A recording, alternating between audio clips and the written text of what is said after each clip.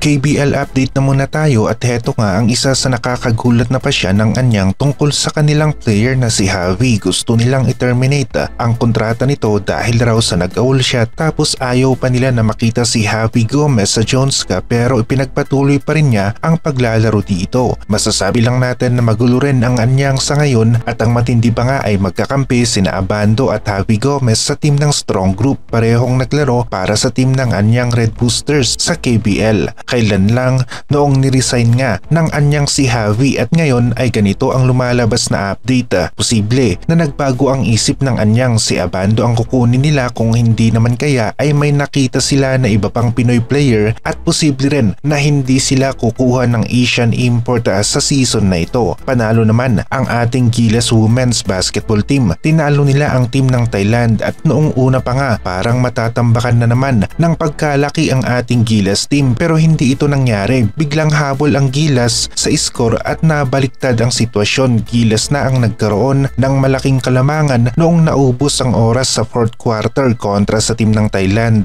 Konting recap naman tayo sa laro ng Strong Group last season na kung saan naging dominant ang ating mga bigman na sina Juan Nagy at Ange Kouame laban sa team ng Australia. Umpisa pa lamang magandang galawan na ang ipinapakita ni Ange Kouame. Inside play, fake muna bago spin na libre ang kanyang tira. Pisikalan ang labanan. Strong Group mintis ang tira sa una pero rebound nakuha ni Ange Kouame. Kanyang second attempt pumasok. Maganda ang pwestohan at galawan ni Ange Kouame. Alam niya kung saan ang libreng area kaya naman two-handed slam dunk ang kanyang nagawa dito. Juan Nagy naman hindi nagpahuli and one pa nga ang nagawa, basket counted. Nakawala sa depensa ang big man kaya naman nagkaroon ng salpakan. Core big man ng Strong Group sina Juan Nagy at Ange Kouame. Meron tayong maaasahan na dalawang malalaking mama sa loob ng paint, mapa-opensa, depensa at pagkuha na rin ng rebound. Maganda na sana ang pagkakabutatan ni Abando at mukhang malinis naman. Yun nga lang, naunang dumikit ng konti ang bola sa board pero bawi naman kaagad sila kay alley-oop play, easy basket ang kanilang naging sagot.